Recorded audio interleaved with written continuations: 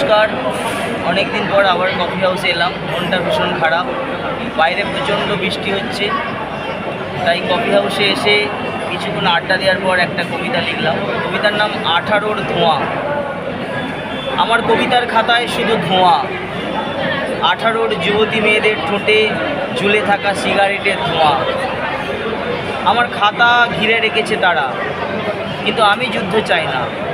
3 দিন অপেক্ষা করার পর কুয়াশা কেটেছে, এখন আকাশ মুক্ত, মেয়েদের ঠোঁট ফাঁকা।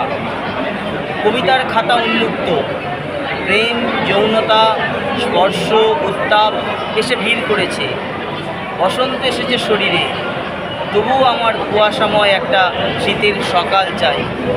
ওদের ঠোঁটের থেকে উড়ে বেড়ানো ধোঁয়া আমার আকাশে ভিড় জমা।